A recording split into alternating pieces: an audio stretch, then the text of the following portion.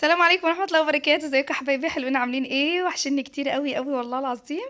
فيديو النهارده بقى في الساعة دي هعمل لكم روتين يوم الاجازة. خلاص انا خدت الاجازة وفضيت لكم. يلا نبدأ الروتين بتاعنا. قبل ما نبدأ الروتين اعملوا لي لايك كبيرة قوي قوي على الفيديو ده. يلا بينا نبدأ نشوف هنبدأ منين. طيب انا كده بصور لكم الدنيا زي ما هي برضو كالعادة، والشبابيك لسه متقفلة والنور لسه اهو منوراه. اول حاجة بعملها صلوا كده على سيدنا محمد.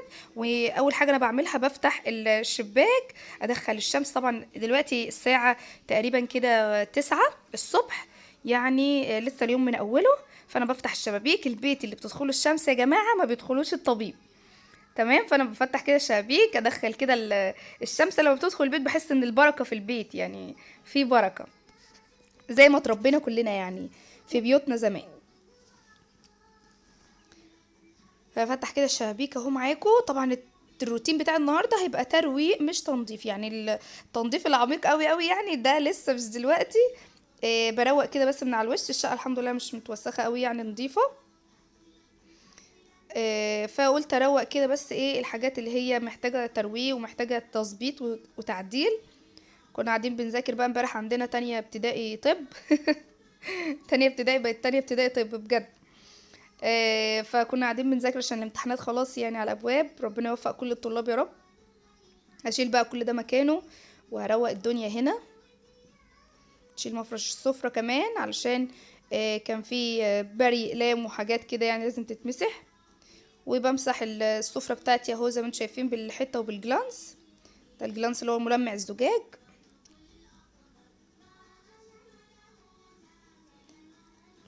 تلميعة كده على الماشي. مش هستخدم ملمع خشب ولا حاجة لان انا بس زي ما قلت لكم بروق كده بس من على الوش. خلاص بقى نفضت المفرش بتاعي بره وابتدي افرشه بقى تاني كده بشكل منظم ومنمق. وطبعا مسكت الطبق ده غسلته. طلعت بقى دلوقتي على البلكونه. انا بفرش في البلكونه زي سجاده كده زي ما انتم شايفين. فقلت هكنس البلكونه وامسحها علشان البلكونه بقى ايه يعني لازم تتكنس على طول وتمس عشان هي اكتر مكان متعرض للتراب. يعني زي ما انتم شايفين بصوا التراب قد ايه.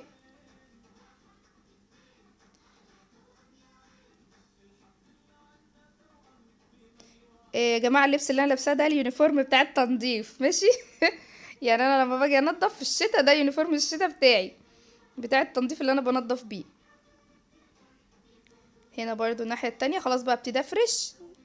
انا دي بفرشها كده على دخلة الشباك. بعد ما كنست ومسحت البلكونه هاجي بقى هنا عند شويه غسيل كنت غسلاهم وعايزين يتنشروا. فجبت الحته بتاعه الحبال. طبعا بمسح السور كويس وبمسح الحبال كويس جدا. تمام. الجو هوا النهارده. وادي المشابك بتاعتي قربتها مني شويه ومسحت السور وخليته تمام. ابتدي بقى ايه اسمي الله كده وانشر الغسيل بتاعي. طبعا انا ببدا بيه او بنشره الاول علشان يلحق ينشف. عشان انا حطيت كمان حطه لان ايه احنا النهارده كده يعتبر اخر الاسبوع فمجمعين غسيل يعني.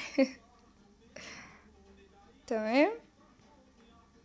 بحب المشابك الخشب عن اي مشابك تانية بلاستيك. بصراحة هي انضف ويعني هي اللي بتمسك الغسيل. يعني انا جربت الغالي والرخيص بصراحة كله. المشابك الخشب مفيش احسن منها. انا بقى اخلص نشير وارجع لكم تاني. بس كده حبايبي دخلت بقى على جوه. اول حاجة عملت في الريسبشن هنا روقت كده مكان الكنب ونفضته. بس انا ما صورتهوش يعني عشان التصوير ما كانش مظبوط. دي الكنبة التانية هي اللي انا بعملها معاكم اهو. زي ما قلت لكم الدنيا رايقه الحمد لله. بس انا بحب اروق كده من على الوش. تمام. خلاص انا بقى دلوقتي هجيب المكنسه وهكنس السجاده مش هشيلها لان ايه لسه شايلاهم قريب يعني.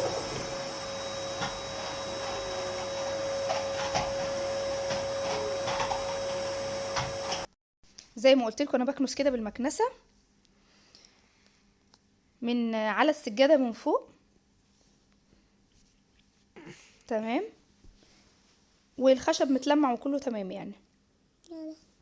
بصوا اهو كده بعد ما كنست بكنس بقى الصاله التانية زي ما انتم شايفين كده اللي هي فيها السفرة. هكنسها كلها كده وارجع لكم تاني. طيب يا حبايبي انا كده بعد ما كنست خلاص، دلوقتي هبتدي امسح بقى في ميه المسح. انا بحب احط اللي هو اسمه اكس لارج ده بتاع ماي واي، بريحه زهور الربيع تقريبا. الريحه وهم وهم وهم، بيخلي ريحه الشقه حلوه قوي يا جماعه. وهمسح بقى انا كل الحتت الفاضيه دي وارجع لكم تاني، استنوني. طيب خلاص بعد ما مسحت بره بقى وظبطت الدنيا بره، دخلت على المطبخ زي ما انتم شايفين كده. من امبارح كانوا عاملين فشار والدنيا زي ما انتم شايفين كده وكنت انا عامله حواوشي اسكندراني في العجان. ف سبت بصراحه بعد ما اتغدينا، فايه دلوقتي بقى هروقه كله واغسله معاكم اهو. اول حاجه اعملها همسح الرخامه بتاعتي، بمسحها بحته مبلوله. لكن لما بحب اغسلها بغسلها بليفه اللي هي السلك يعني عادي، والصابون عادي جدا. الحته المبلوله بيبقى عليها صابون برضو، ببقى مسحاها كويس وعصرها كويس. همسحها كده وامسح كل حاجه وارجع كل حاجه مكانها تاني. زي ما قلت لكم ترويقه كده يعني حلوه من على الوش. هاجي بقى اغسل المواعين بتاعتي.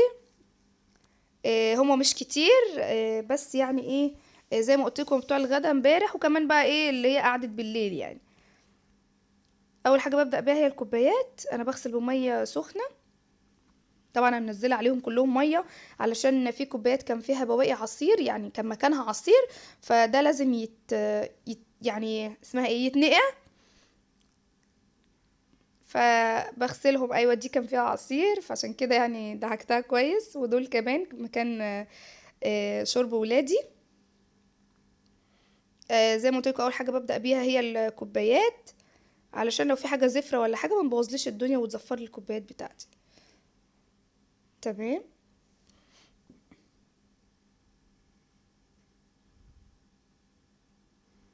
بس بقى زي ما قلت لكم كنت انا امبارح عامله حواوشي اسكندراني في العجان، ودي المفروض الحله بتاعت العجان اهي. انا بحب اغسلها قوي بالسلك، بتفرق جدا جدا في شكلها ونظافتها. هي الحاجه الالومنيوم لازم تتعمل بسلك يا جماعه، يعني مفيهاش كلام دي. اهو هوريكم دلوقتي بعد ما انا غسلتها تبقى عامله ازاي. وعندي كمان الصاج ده جميل قوي قوي قوي، لسه جايباه من السوق، مش من محل ولا حاجه. عملت فيه السويس رول معاكم، نزلت لكم الفيديو ده. وبخبز فيه كمان، يعني اي حاجه محتاجه تتخبز في الفرن بحطها فيه بتطلعه جميل بصراحه. الحاجه الالومنيوم لا يعلى عليها في الطبخ او الفرن، اي حاجه يعني بتبقى روعه. دلوقتي بقى انا بشطف كل اللي انا عملته. بحب انا وانا بشطف الحاجه احط مواعين من اللي لسه ورايا، يعني افضي الحوض واحط مواعين من اللي لسه ورايا، بحيث ان هي تبوش وانا بشطف، عشان ما استهلكش ميه كتير. يعني تبقى دي ميتهم اللي ايه اللي يبوشوا فيها، وفي نفس الوقت الميه اللي انا شطفت بيها. عايزه اوريكم بقى العجان، بصوا عامل ازاي. الحله بتاعت العجان جميله جدا يا جماعه، بالسلك والصابون اهو، مضفناش اي حاجه تانية. كده بقى انا بشطف كل حاجه انا غسلتها اهي على حده. تمام. وادي سلاح العجن بتاعي.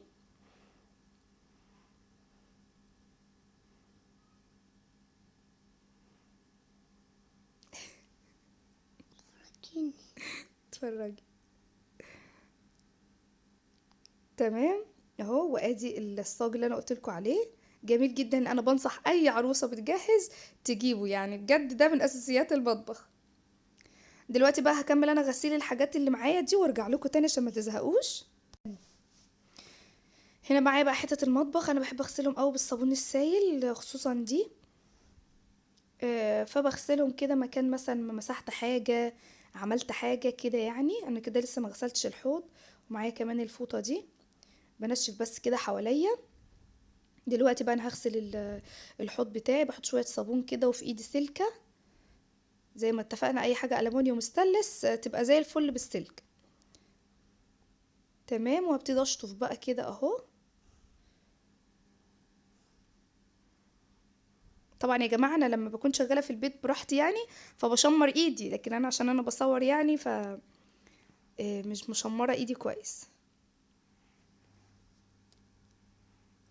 تمام كده زي الفل. هبتدي انشف بقى حوالين الحوض اهو. اشطفها كمان شطفه بقى، عشان هروح معاكم دلوقتي ايه نغسل البوتاجاز.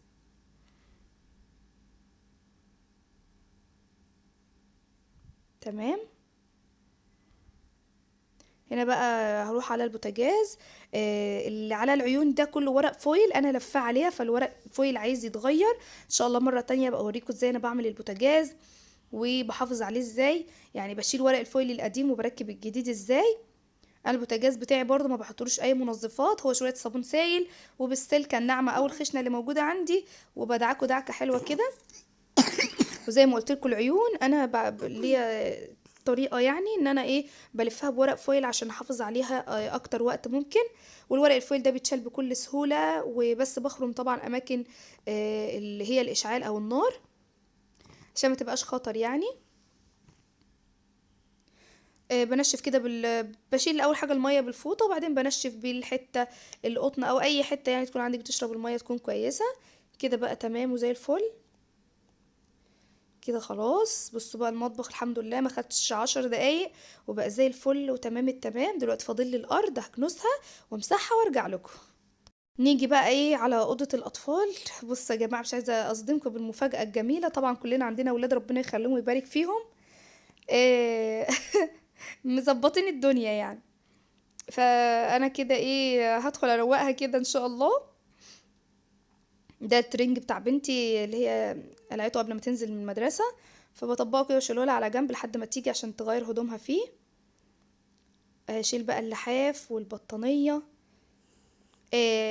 يعني انا المفروض ان انا بهوي الفرش ده، بس عشان انا نشره بقى وكده، وكنت لسه مهوياهم كمان من يومين، فقلت خلاص مش مهم. هروق كده وانفض. بنفض الملايات الاول زي ما انتم شايفين، وابتدي اظبطها. الملايات بتاعتي استك، يعني انا القماش ده كنت جايباه قماش عادي ومسكته وديته للراجل فصلهولي. هظبط الملايه بقى وارجع لكم كده. انا خلاص ظبطتها وبقت تمام. طبعا انا ضامه السريرين جنب بعض. قبل كده انا صورت لكم السريرين منفصلين، فانا هنا ضماهم علشان ولادي يعني ما بيتقلبوا كتير فمفيش حد فيهم يقع من هنا ولا من هنا، هما بنتين فبيناموا جنب بعض. تمام كده خلاص تمام. هبتدي افرش بقى الفرش بتاعي. البطانيه بحب افردها، ما بحبش افرشها يعني اطبقها، انا اسفه. فبحب افردها خصوصا في الشتاء. علشان اللي يجي ينام يعني ما يبذلش مجهود فانا عندي اللحاف ده كمان وشين او طبقتين، فانا يعني بفرش على حسب اللي انا فرشاه. يعني لو انا فرشه حاجه مثلا فيها اخضرات او كده فبعمله على الناحيه التانية. حاجات بناتي بقى وميكي وحركات وازرق وكده فبفرشه على الناحيه دي اللي انتوا شايفينها دي. فانا اخترت ان انا افرشه هنا. هشيل بقى اللعب بتاعت ولادي مكانها، وهنا ده غسيل كان متطبق هبتدي بقى ارصه مكانه وارجع لكم. رصيته وظبطته بقت تمام الاوضه اهي، هوريها لكم. وهكنس الاوضه بقى وامسحها كده بعد ما كنستها ومسحتها وظبطتها كده بقت تمام. خلاص كده يا حبايبي الروتين بتاع النهارده كده خلص الحمد لله. زي ما انتم شايفين كده الدنيا بقت زي الفل ونضيفه. دلوقتي يعني الساعه دلوقتي كده بالظبط 11:30. فدلوقتي خلاص انا كان فاضل لي اوضتي وتقريبا الحمام والحمد لله خلصتهم برضو. هقعد بقى افطر كده واشرب كوبايه عصير. انا ماليش في المنبهات ولا نسكافيه ولا قهوه والكلام ده خالص. هشرب كوبايه عصير وهفطر. ويبقى كده احنا اليوم كله من اوله كامل. ولسه كمان باقيلي لسه شويه حلوين قوي في اليوم. هشوف بقى انا هعمل ايه النهارده تاني، بس ان شاء الله باذن الله هصور لكم بقى فيديو جامد جدا باذن الله المره الجايه يعجبكم. واتمنى ان شاء الله ان الروتين النهارده يكون عجبكم وتكونوا استفدتوا منه باذن الله. مستنيه بقى رايكم في الكومنتات الجميله اللي بتشجعني على طول. واهم حاجه ما ننساش نعمل اللايك الكبيره اللي انا قلت لكم عليها ان شاء الله، وسبسكرايب لو لسه بتشوفيني لاول مره. تنوروني ان شاء الله في قناتي. بحبكم جدا. السلام عليكم ورحمه الله وبركاته.